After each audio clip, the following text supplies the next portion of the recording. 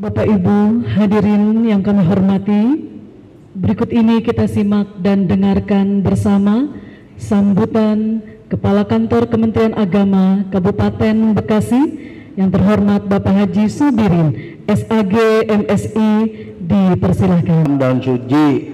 Cakep. Yang menjawab salam ntar malam naikin Bu Haji.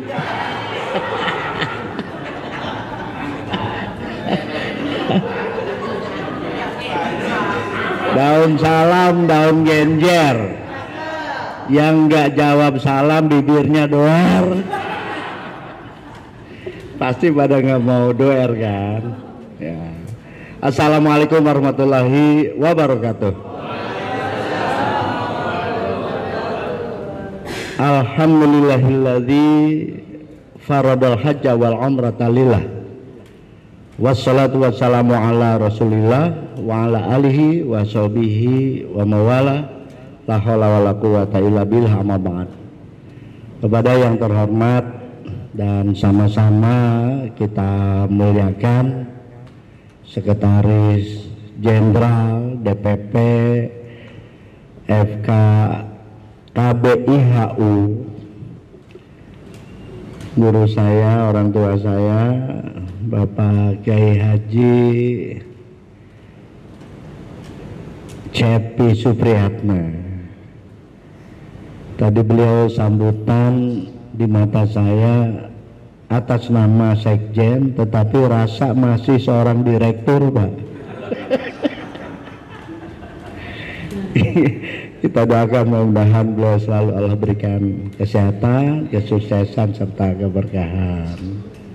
Yang saya hormati dan muliakan Ketua DPW FK KBIHU Provinsi Jawa Barat yang didampingi istri setianya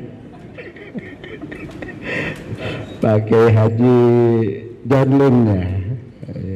Kalau suami istri gitu Pak, udah mesra, kemana-mana bawa Pak Kiai Parman, tuh kayak pakai Sudin.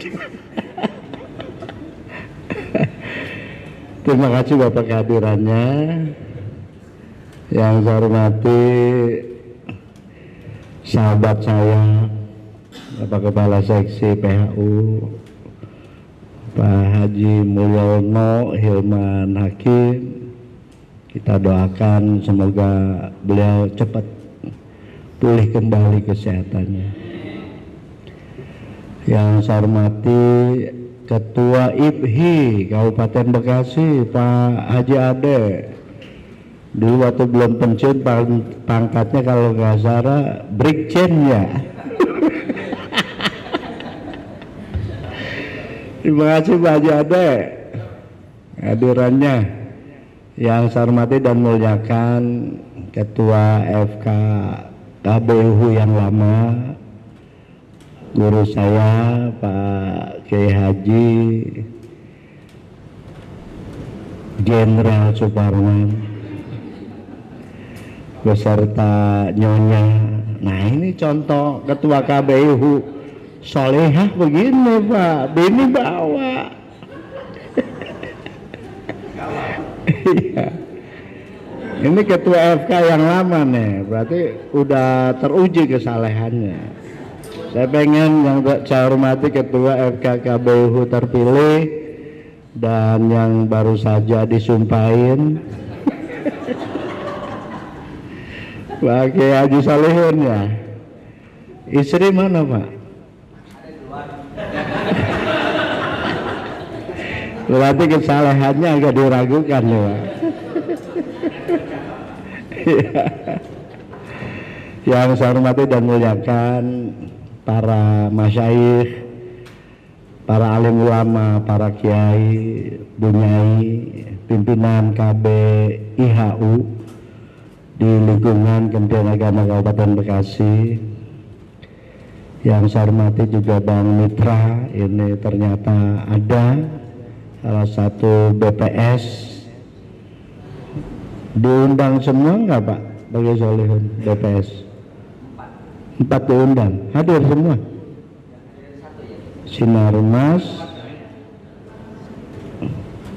Berarti yang lain nggak butuh Bapak Ibu ya. Catat ketua. Sahabat ketua panitia Pak Kiai Haji Jaini beserta seluruh jajaran, Bapak Ibu hadirin yang semuanya mudah-mudahan dimuliakan Allah Subhanahu wa taala. Wejangan, nasihat, arahan, bimbingan sudah sangat lengkap disampaikan oleh Ketua DPP, Pak Sekjen DPP maksud saya, kemudian Ketua DPW. Udah demisioner belum Pak? Masih ya? Oh masih ya, udah sangat lengkap. Makanya sambutan saya singkat aja. Yang pertama, saya mewakili seluruh keluarga besar Kementerian Agama Kabupaten Bekasi mengucapkan selamat atas dikukuhkannya kepengurusan FKKBHU Kabupaten Bekasi periode 2024-2029.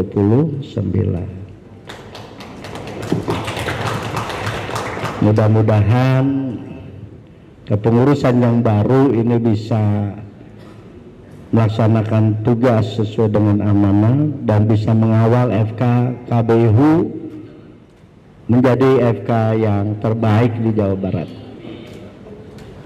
Tak lupa saya ucapkan terima kasih kepada Ketua FKKBHU yang lama, Pak Kiai Haji Suparman. Di mata saya beliau adalah sosok ketua yang sangat tulus dan ikhlas ya, walaupun agak cuek gitu, tapi yang jelas Pak Kiai Sunija FKKBHU Kabupaten Bekasi, Pak Haji Cepi KBHU yang termesra Pak menurut saya. Iya, kita berikan aplaus untuk Pak Haji Suparman. Mudah-mudahan amal baktinya dijadikan Allah bernilai ibadah Pak. Selanjutnya saya teringat salah satu ayat Quran, lain syakartum la azidannakum wa lain kafartum inna adzabi lasyadid. Ya, kita selaku orang yang katakanlah nggak lepas dari peran Kementerian Agama, tentu wajib bersyukur. Sebagai pegawai kita bisa membiayai kehidupan keluarga kita dengan gaji yang walaupun terbatas, tapi alhamdulillah bisa mengantarkan anak-anak kita menjadi sarjana, lulus S1, S2, juga S3. Begitupun sebagai ketua KBHU, kita wajib bersyukur Pak, kita bisa menghidupi keluarga kita bisa membesarkan lembaga yayasan yang ada pada kita ya. Pulang dari Mekah saya amati ada yang beli sawah Pak, ada yang beli rumah ya, ada yang ngebangun RKB Kiai ya, pesantren dan lain sebagainya, kawin lagi. Itu maksudnya Kiai bukan lagi.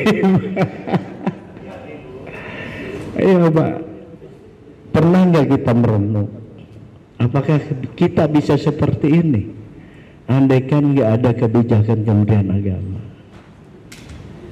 Dan kita pun jangan sombong Pak, oh saya punya banyak rezeki karena ilmu yang saya miliki, saya lulusan Timur Tengah, S1, S2, S3, Jadi wajar kalau saya sukses.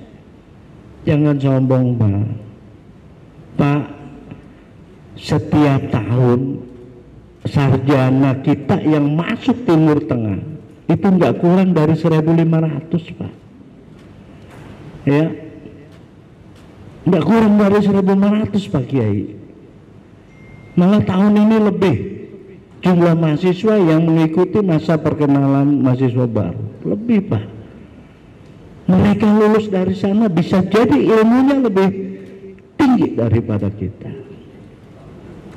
Inilah perlunya kita harus tetap tawadu dan bersyukur, ya, dengan adanya kebijakan Kementerian Agama. Bagaimana wujud syukur kita, Pak? Bangun sense of belonging dalam diri kita. Cintai Kementerian Agama. Lebih-lebih di tahun ini yang sedang menghadapi ujian sangat berat. Ya, janganlah kita memperburuk, ya, kondisi Kementerian Agama. Bela kalau perlu, Pak. Ya, kalaupun kita nggak mau bela, minimal dia. Ini bentuk syukur kita. Kemudian yang kedua, tingkatkan sense of responsibility, Pak. Kaitan dengan apa? Kualitas bimbingnya, ya, kualitas bimbingan terhadap jamaah Bapak Ibu semua, tingkatkan terus. Kemudian ajarkan mereka teori-teori bimbingan yang moderat, Pak. Ya, kalau Bapak Ibu punya keyakinan bahwa fikih itu adalah sesuatu yang tidak terlepas dari akidah, silakan, tapi jangan sampai menyalahkan orang lain. Makanya kita mengharapkan, ya, bahan-bahan materi-materi bimbingan itu yang moderat, Pak. Kalau perlu ajarkan semua fikih, ya, kaitan dengan gerakan sa'i, kaitan dengan tawaf, tahallul, berihram, wuku. Menurut Imam Hanafi begini, tapi berbeda menurut Imam Syafi'i, ya, lain lagi dengan Imam Hambali. Kalau perlu sampaikan seperti itu, Pak. Dengan sistem pembelajaran perspektif semua imam madhab, saya yakin, Pak, jamaah kita ketika melihat sesuatu yang beda tidak aneh, nggak kaget, apalagi menyalahkan. Jadi saya titip, ajarkanlah, ya, jamaah kita ilmu manasik yang moderat. Kemudian Pak Bu, tantangan yang ada di hadapan kita ini adalah fenomena digitalisasi, karena kita saat ini hidup di era 4.0. Kalau Amerika udah 5.0, Jepang juga udah, kita masih hidup di 4.0. Saya ingat sebuah buku yang dikarang oleh Alvin Toffler, judulnya Gelombang Ketiga, tentang 3 babak sejarah peradaban umat manusia. Yang pertama masa agraris, yang kedua masa industri, dan yang ketiga era informasi. Orang kaya di era agraris, indikatornya adalah orang yang sawahnya ngablak, kebunnya hektaran. Kalau di Kabupaten Bekasi tuh orang kaya di masa agraris seperti almarhum Haji Yasin, Haji Sairih juga mungkin masuk ya, orang kaya. Tapi di era industri berubah lagi Pak, bukan yang sawahnya ngablak, tapi orang yang disebut sukses, orang disebut kaya di era industri itu adalah orang-orang yang memiliki banyak mesin produksi dan otomotif. Ya. Dulu yang disebut orang kaya yang angkotnya puluhan Pak, yang bis 3 perapatnya ratusan. Kalau di kampung kongsi ada itu yang namanya Haji Marsan Pak, ya, nama bisnya Cipta Raya, itu bisnya 20 lebih Pak, disebut orang kaya. Ya, ada juga di tetangga saya namanya Haji Aya, janda Pak, ya, sawahnya hektaran. Kalau ketua FK mau, saya amprokin.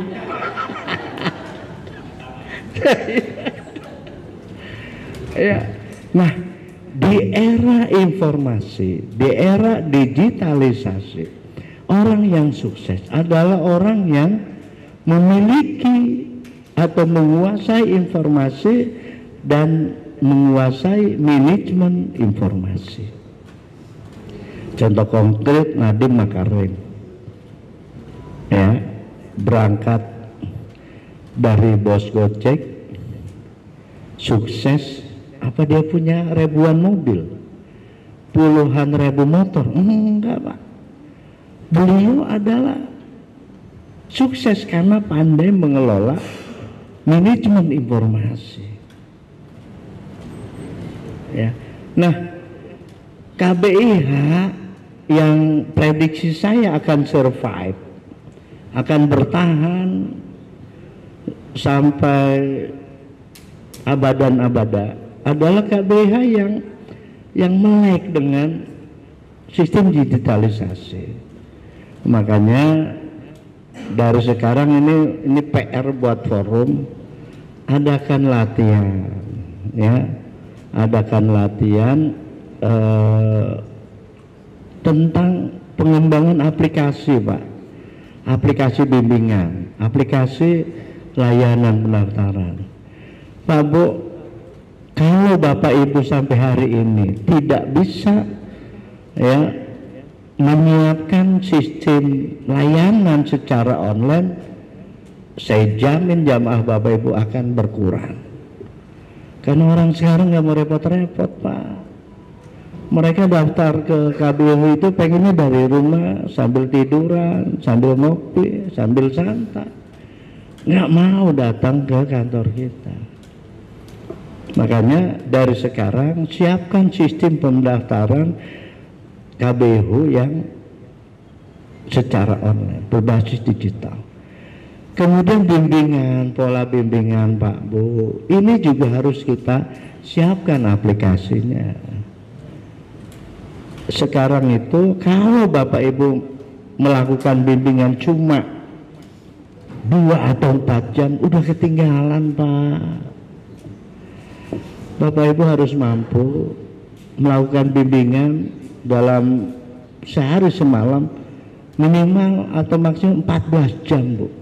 Hitungan saya gini, satu hari kan 24 jam, dikurangi jamaah tidur 8 jam, kasih mereka ngerumpi 2 jam. Nah sisanya yang 14 jam itu manfaatkan buat bimbingan. Pakai 2 model. Pertama model blended dan yang kedua model flybit. Sistem bimbingan blended itu adalah sistem bimbingan terpadu antara offline dengan online pada saat Pak Kiai, Bu Nyai dengan jamaah masih dalam satu majelis. Lebih canggih lagi sistem flybit, ya. Flybit itu sistem bimbingan terpadu antara offline dengan online pada saat Pak Kiai sudah di rumah, jamaah kita juga sudah di rumahnya masing-masing. Tantangan bimbingan seperti itu. Jadi tantangannya dua, sistem bimbingan harus kita bangun berbasis digital, kemudian yang kedua kualitas bimbingan dan moderasi materi-materi bimbingan terhadap jamaah. Terus untuk bisa melaksanakan blended dan flipped ini apa yang harus kita siapkan? Pertama, infrastruktur. Infrastruktur itu adalah perangkat keras ataupun lunak, hardware ataupun software yang bisa mendukung proses pembelajaran bimbingan. Apa diantaranya? Laptop, Pak. RAM-nya kudu tinggi, ya. Laptop terlalu berat bawanya, HP. Makanya kiai-kiai ataupun bunyai Pak Ketua kasih HP yang 35 juta masing-masing. Mau nggak, Pak? Yang mau ngacung, tinggal ngomong ke ketua. Ketua sanggup ngantar ke Bekasi Cyberpark, ngantar jaringan internetnya kudu bagus, daya listriknya kudu kuat. Perangkat-perangkat ini yang harus dimiliki oleh KBIH, KBHU ketika ingin menerapkan sistem pembelajaran berbasis digital. Yang kedua, infrastruktur, Pak.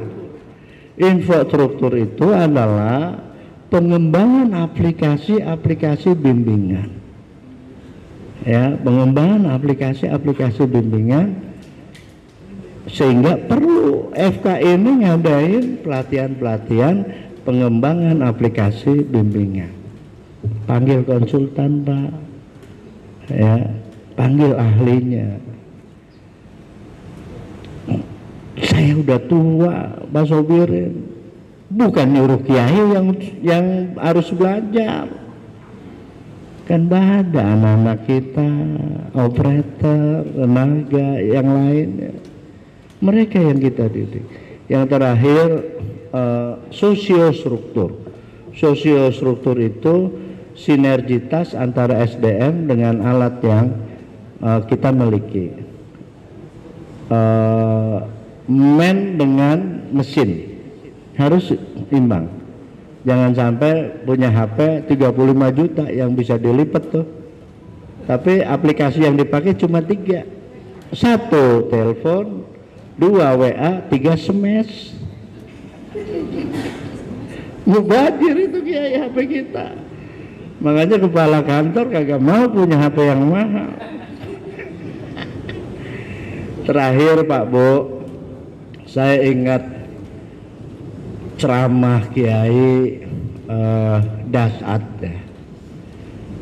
Kata beliau, orang yang masuk surga itu bukan orang yang setiap tahun berangkat ke Mekah, bukan orang yang setiap malam tahajud, setiap minggu nangis, bukan.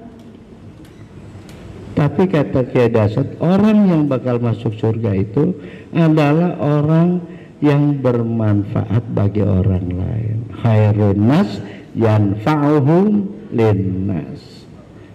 Kalau KBIHU, pimpinan KBIHU pengen masuk surga, ya ukurannya gampang, Pak. Kalau staf haji senyum, insya Allah masuk surga, Pak. Tapi kalau staf haji manyun, wah, saya yakin nanti akan terhambat. Bapak Ibu, ini saja yang bisa saya sampaikan, kurang lebihnya mohon maaf. Sekali lagi saya ucapkan selamat bekerja Pak Kiai Solihun dan jajaran kepengurusan yang baru. Semoga FKKBHU Kota Bekasi ke depan akan semakin berkembang dan juga bermanfaat bagi umat, bangsa, dan negara. Wallahul muwaffiq ila aqwamit thariq. Wassalamualaikum warahmatullahi wabarakatuh.